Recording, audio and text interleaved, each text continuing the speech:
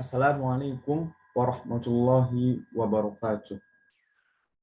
Innal hamdalillah nahmaduhu wa nasta'inuhu wa nastaghfiruh wa na'udzu billahi min shururi anfusina wa min sayyiati a'malina may yahdihillahu fala mudilla lahu wa may yudlilhu fala hadiyalah. Wa asyhadu an la ilaha illallah wa asyhadu anna Muhammadan abduhu wa rasuluhu la nabiyya wa la rasula ba'dah. قال الله تعالى في كتابه الكريم وهو أصدق القائلين أعوذ بالله من الشيطان الرجيم بسم الله الرحمن الرحيم يا أيها الذين آمنوا اتقوا الله حق تقاته ولا تموتن إلا وأنتم مسلمون صدق الله العظيم أما بعد فإن أصدق الحديث كتاب الله وخير الهدي هدي محمد صلى الله عليه وسلم وشر الأمور محدثاتها وكل محدثة بدعة وكل بدعة ضلالة وكل ضلالة في النار. Hadirin jamaah Jumat rahimakumullah. Segala puji hanya milik Allah Subhanahu wa taala yang telah memberikan kita berbagai macam nikmat yang tak terhitung banyaknya. Mulai dari nikmat iman kita kepada Allah Subhanahu wa taala, Rabb semesta alam yang menciptakan langit dan bumi. Maka hanya orang terpilihlah saja yang bisa mendapatkan hidayah olehnya. Tidak lupa ada pula nikmat Islam, nikmat memeluk agama yang kafah, agama yang sempurna dan tidak ada keraguan di dalamnya. Kemudian ada juga yang namanya nikmat kesehatan, nikmatul sihah. Dengan nikmat ini kita masih dapat berkumpul bersama-sama, baik khatib maupun para jamaah sekalian. Kita bisa sama-sama berkumpul di masjid yang mulia ini untuk melaksanakan bersama-sama rangkaian kegiatan ibadah sholat Jumat. Sebagai wujud rasa syukur kita atas berbagai nikmat yang telah diberikan kepada Rabb kita, maka khatib berwasiat kepada masing-masing dari para jamaah, terkhusus bagi khatib sendiri dan umumnya bagi para jamaah semua. Marilah kita senantiasa meningkatkan keimanan dan ketakwaan kita kepada Allah Subhanahu wa taala dalam konteks menjalankan apa yang menjadi perintah Allah dan menjauhi apa yang menjadi larangan Allah Subhanahu wa taala. Jika ada khatib yang bertanya, mengapa kita harus beriman, mengapa kita harus menjalankan perintahnya dan menjauhi larangannya, maka khatib pun menjawab bahwa hal ini sudah dijelaskan dan sudah menjadi kewajiban kita sebagai hamba Allah Subhanahu wa taala untuk menjalankannya. Sebagaimana yang telah disebutkan oleh surat Az-Zariyat ayat 56. A'udzubillahi minasyaitonirrajim. Bismillahirrahmanirrahim. Wa ma khalaqatul jinna wal insa illa liya'budun. Dan tidaklah aku ciptakan kalian manusia dan jin melainkan hanya untuk beribadah kepadaku. Beribadah kepadaku dalam konteks hanya beribadah kepada Allah Subhanahu wa taala, Rabb yang hanya satu, Rabb yang Maha Esa, Rabb pencipta langit dan bumi ini. Hadirin jamaah Jumat rahimakumullah. Agama dan kehidupan beragama merupakan dua unsur yang saling berikatan satu sama lain, saling berhubungan satu sama lain dan tidak dapat dipisahkan. Sejak zaman primitif, sejak zaman tidak ada yang namanya teknologi dan tulisan, orang-orang sudah mengenali yang namanya agama dan kehidupan beragama. Semua berawal ketika mereka sedang mencari sesuatu yang tidak nyata, sesuatu yang gaib. Seperti contohnya, bagaimana ketika petir menghantam sebuah hutan dan menyebabkan kebakaran. Suatu hal yang gaib tersebut terjadi dan memberikan sebuah perasaan baru kepada manusia. Apakah itu perasaannya? Perasaan yang dinamakan sebuah permohonan kita untuk terlindung dari rasa takut. Kita ingin meminta kepada sesuatu hal yang gaib agar kita terlindung, agar kita merasa aman, agar kita tidak merasa takut. Nah, kemanakah kita harus meminta perlindungan tersebut? Orang-orang dahulu meminta kepada pohon, kepada awan, bahkan kepada petir, bahkan kepada hewan-hewan besar. Tetapi itu semua mereka tidak jalani dan tidak ada hubungannya dengan itu semua. Ketika mereka mengagung-agungkan sebuah hewan besar, maka hewan itu mati. Ketika mereka mengagung-agungkan sebuah pohon yang besar, pohon itu pun tumbang. Maka lantas mereka pun bingung, kepada siapalah, kepada yang manakah mereka harus menyembah, kepada manakah mereka harus meminta pertolongan, kepada siapakah mereka harus meminta sesuatu agar sesuatu itu dikabulkan dan menjadi rasa aman bagi mereka. Maka rasa inilah yang menyebabkan ketergantungan manusia kepada hal yang gaib. Dan ini dinamakan yang namanya fitrah manusia. Fitrah manusia ini menjadi salah satu hal yang seharusnya secara umum dimiliki oleh masing-masing manusia. Perasaan ini juga pasti ada dalam masing-masing manusia yang beriman. Sebagaimana Allah Subhanahu wa taala berfirman dalam surat Al-Baqarah, A'udzubillahi minasyaitonirrajim, bismillahirrahmanirrahim. Alladzina yu'minuna bil ghaib, yaitu orang-orang yang beriman dan percaya kepada hal-hal yang gaib atau tidak nyata. Wa yuqimunas shalah, dan mereka yang menunaikan salat. Wa mimma razaqnahum yunfiqun, dan mereka menafkahkan sebagian dari rezeki mereka. Pada kesempatan kali ini, khotib akan menjelaskan. Jika tadi khotib sudah menjelaskan latar belakang mengapa agama itu sangat penting sekali, maka di sini khotib akan menjelaskan seberapa pentingnya agama itu bagi kehidupan kita, bagi kehidupan manusia. Bisa dikatakan bahwa agama sangat penting sekali urgensinya. Jika kita sebagai manusia harus yang namanya agama ini menjadi suatu keharusan kita untuk memilikinya. Kita butuh sekali yang namanya agama. Bahkan kita butuh sekali untuk beribadah kepada Allah Subhanahu wa taala. Dan sebaliknya, Allah nggak butuh sama kita. Allah nggak butuh juga hamba-hamba yang tidak beriman. Seperti itu juga, agama juga tidak butuh hamba-hamba yang tidak ingin memeluk agamanya. Jadi bisa dibilang, sebagai hamba Allah Subhanahu wa taala, kita harus beriman kepada agama kita. Agama akhir zaman, agama Islam. Dan di antara berbagai banyak alasan mengapa kita harus mengimani agama ini, khotib telah rangkum beberapa poin alasan menjadi 4 poin pokok mengapa kita harus mengimaninya sebagai urgensi beragama dalam kehidupan manusia. Maka yang pertama urgensinya yaitu karena agama adalah sumber moral dan akhlak. Allah Subhanahu wa taala berfirman dalam surat As-Sadd, bismillahirrahmanirrahim. Inna akhlasnahum bi khalisatin dzikrat dar. Maka dijelaskan di ayat tersebut bahwa manusia masing-masing telah dimiliki, telah disisipi, telah diberikan yang namanya akhlak yang tinggi. Akhlak atau moral merupakan mustika hidup yang membedakan kita dengan hewan.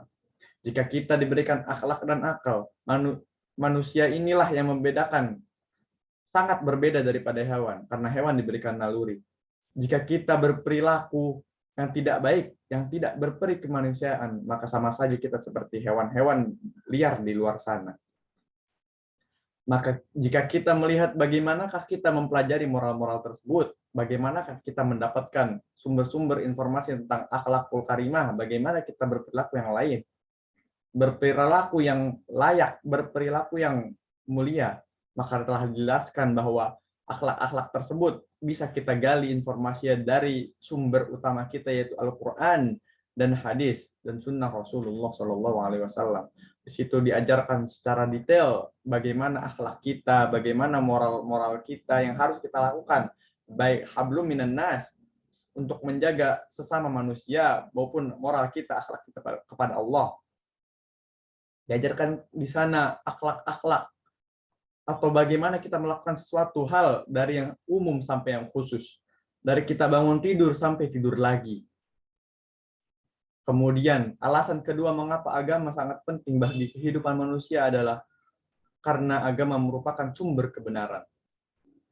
Jika pada dasarnya manusia adalah orang yang suka bertanya, suka mencari kebenaran, karena itu merupakan suatu fakta bahwa makhluk ini merupakan makhluk yang tidak bisa diam. Makhluk yang terus terangsang untuk terus bertanya, untuk terus mencari tahu sesuatu. Maka kita lihat bahwa di zaman ini, sudah banyak sekali yang namanya berita palsu atau hoax.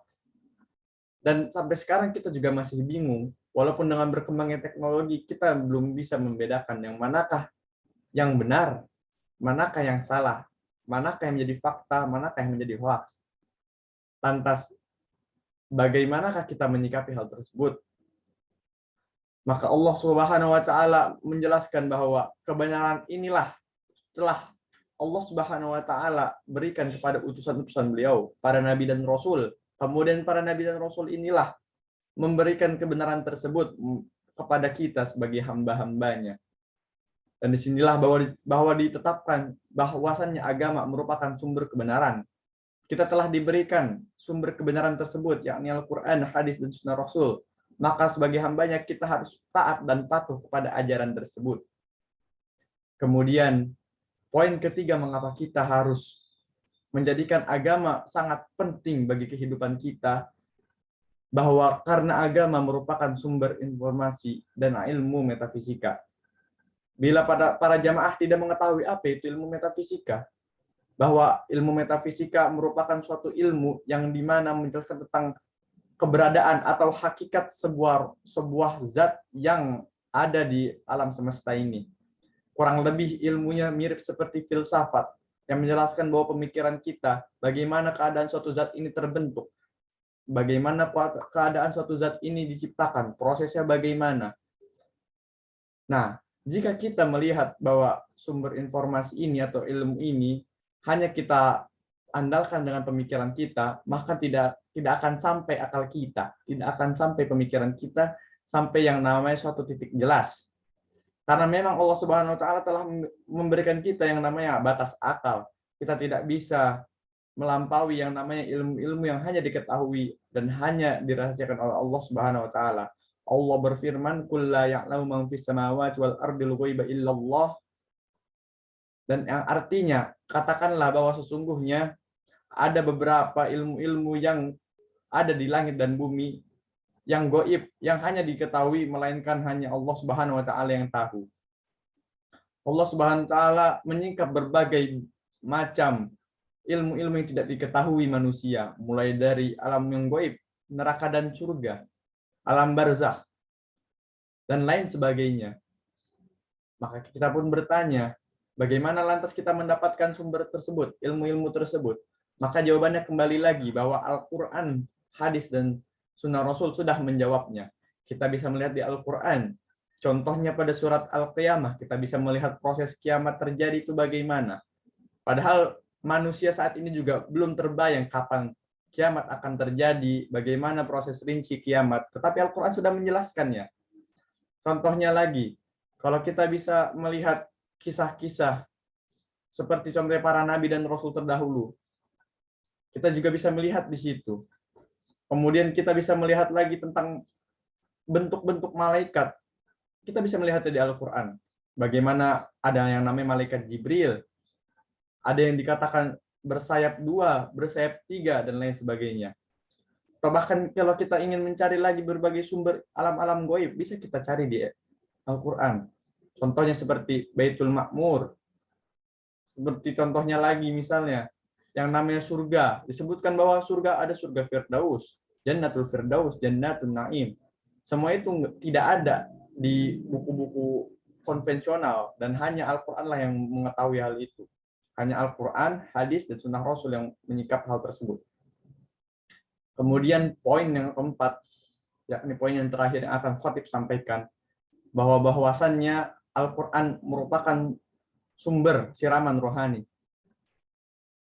Siraman rohani yang memberikan kita pengisi hati dalam keadaan suka maupun duka, dalam keadaan bahagia maupun dalam keadaan sedih.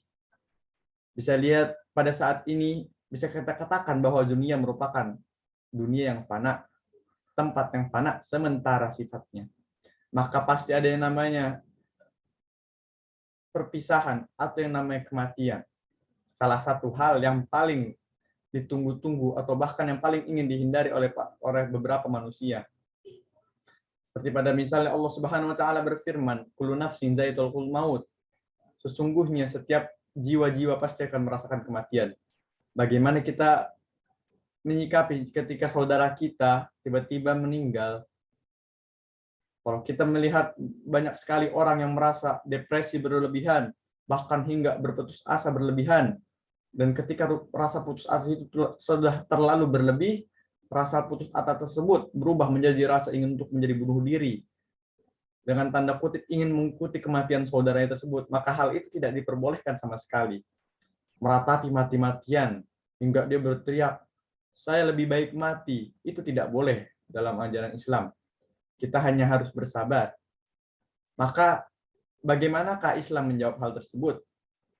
Maka semua ini yang dilakukan sebagai seorang muslim yang taat kepada Allah Subhanahu wa taala, dijawablah bahwa kepada seorang yang beriman, ketika dia didapatkan keadaan bahagia, maka seorang muslim sepatutnya bersyukur. Dan ketika seorang muslim didapatkan yang namanya keadaan yang sedih, keadaan sedang dihadapkan keadaan yang sangat menyedihkan, maka seorang muslim harus yang namanya bersabar, karena bersabar itulah sebaik-baik orang yang beriman. Dijelaskan dalam surat Ibrahim, wa ista'adzana rabbukum la in syakartum la azidannakum wa in kafartum inna azabi lasadid. Singkatnya, jika kita bersyukur, niscaya kita akan ditambahkan nikmat kita oleh Allah, dan jika kita kufur atau mengingkari nikmatnya, maka kita akan diberikan azab yang pedih.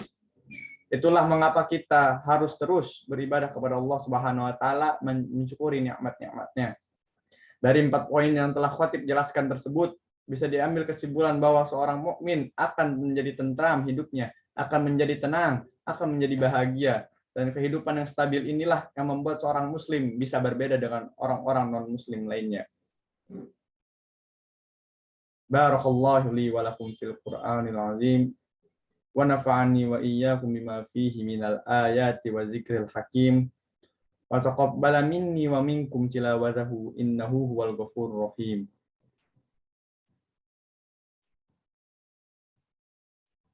Alhamdulillahi rabbil alamin.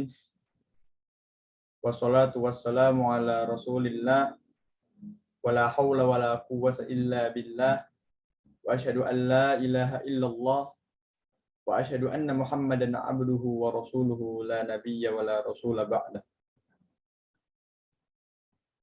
Faya ayyuhal hadirun ittaqullaha haqqa tuqatih wa la tamutunna illa wa antum muslimun. Faya ayyuhal hadirun al-kiram usikum wa iyaya bitaqullah faqad fazal muttaqun. Pada khutbah yang kedua ini, marilah kita mengadahkan kedua tangan kita.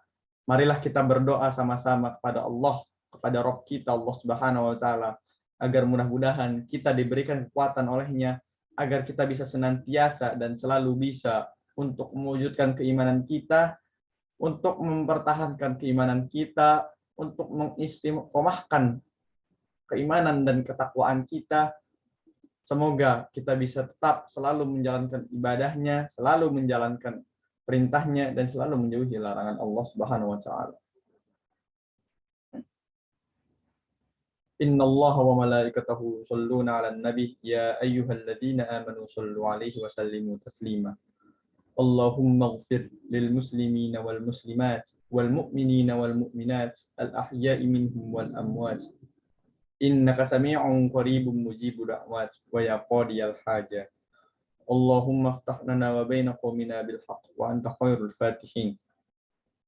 Allahumma aslih lana dinana alladhi huwa ismatu amrina wa aslih lana dunyana allati fiha ma'aduna wa aslih lana akhiratana allati fiha ma'aduna waj'alil hayata ziyadatan lana fi kulli khair waj'alil mauta rahatan lana min kulli syarr.